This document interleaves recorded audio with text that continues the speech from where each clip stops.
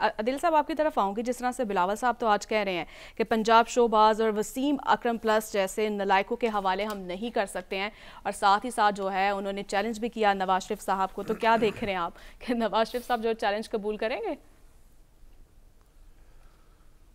देखें, बिलावल की इस वक्त जो पंजाब में हिकमत अमली है वो खालिस्तन यही है कि जो एंटी PMLN वोट है उसको ग्रैब किया जाए, क्योंकि ये वोट जो किसी दौर में एंटी PMLN वोट हुआ करता था, वो पाकिस्तान पीपल्स पार्टी को जाया करता था, वो डाइवर्ट हो चुका आलमोस्ट मुकम्मल तौर पर पाकिस्तान तहरीक इंसाफ को। अब वो उस खोई हुई मकबूलियत को पंजाब में दोबारा से गेन करने की कोशिश कर रहे हैं। और आप ये देखें कि कितने वो इसमें जो उनका सियासी अंदाज है कि वो पाकिस्तान तहरीक इंसाफ को बहुत ही महदूद उनका जो यानी जो टारगेट है पाकिस्तान तहरीक इंसाफ की जानिब इतना नहीं है। उनके जो वो जो नश्तर चला रहे हैं वो उनका रुख जो है वो PMLN की जानिब है, मियां नवाज शरीफ की जानिब है। वो ऑफेंड नहीं कर रहे पाकिस्तान तहरीक इंसाफ के वोटर को,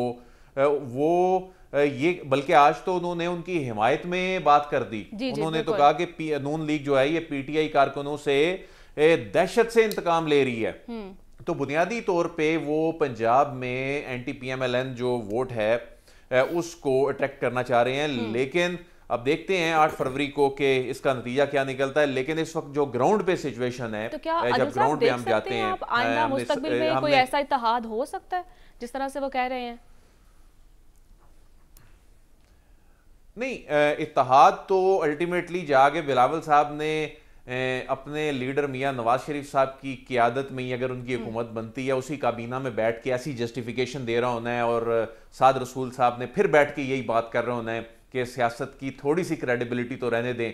यानी ये तो इससे बड़ी बड़ी बातें कर चुके, ये तो अभी जो बातें कर रहे हैं करवाएंगे साथ क्या आपको भूल गया वो जो कहा करते थे, ये एक दूसरे को कहा करते थे सड़कों पे घसीटेंगे, पेट चीर के पैसे निकाल लेंगे।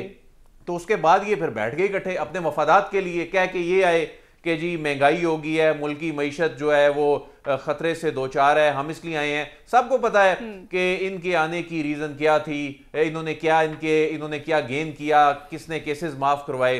तो बहरहाल इस वक्त जो ग्राउंड पे अगर हम सूरत हाल देखें कि मुकाबला कौन सी जमातों में है पंजाब के अंदर, तो पंजाब में मुकाबला पाकिस्तान तहरीक इंसाफ और मुस्लिम लीग नून के दरमियान ही है। इसके अलावा पंजाब में कोई जमात नजर नहीं आती। अब पाकिस्तान तहरीक इंसाफ के चूंकि उम्मीदवार आजाद हैं, तो आजाद उम्मीदवार जो हैं, मैं इससे पहले भी कह चुका हूं कि ये आजाद उम्मीदवारों की जीत का बड़ा इलेक्शन हो सकता है। लेकिन असल जो माहौल बनता नजर आ रहा है ना, जो एक तो 8 फरवरी को एक बड़ा मैदान लगना है ना, 8 फरवरी के बाद भी मैदान लगता नजर आ रहा है। ये जितने उम्मीदवार हैं ना आजाद पाकिस्तान तहरीक इंसाफ के, जो पाकिस्तान तहरीक इंसाफ की मकबूलियत पर वोट लेने के लिए मैदान में उतरे हैं, जिनमें से उनके कुछ लॉयल लोग भी हैं, लेकिन असल पाकिस्तान तहरीक इंसाफ का इम्तिहान भी उस वक्त होगा। और इन सियासी जमातों की नजरें भी, जिसमें IPP की नजर भी उन इंडिपेंडेंट्स के ऊपर है, जिसमें PMLN की नजर भी उन इंडिपेंडेंट्स के ऊपर है, जिसमें पाकिस्तान पीपल्स पार्टी की नजर भी उनके ऊपर है। अब मियां नवाज शरीफ साहब जो हैं वो इस वक्त जो खामोश भी हैं, तो उन्हें सिचुएशन का ग्राउंड का पता है, और वो जितने नंबर्स चाहते हैं हुकूमत बनाने के लिए, उन नंबर्स के लिए PMLN भी उन पर नजरें लगाई बैठी है, जो इंडिपेंडेंट्स जिन्होंने ज्वाइन करना है, जो कि 8 फरवरी के बाद की सिचुएशन बनेगी, उसके बाद ज्वाइन करना है। तो यानी एक सियासी मैदान 8 फरवरी को लगना है, और उसके बाद असल एक और मैदान लगना है जिसके बाद हुकूमतें बननी है। तो बिलावल साहब जो हैं वो उनकी नज़र बुनियादी तौर पर पंजाब के अंदर उन इंडिपेंडेंट्स के ऊपर भी है। जी ठीक है।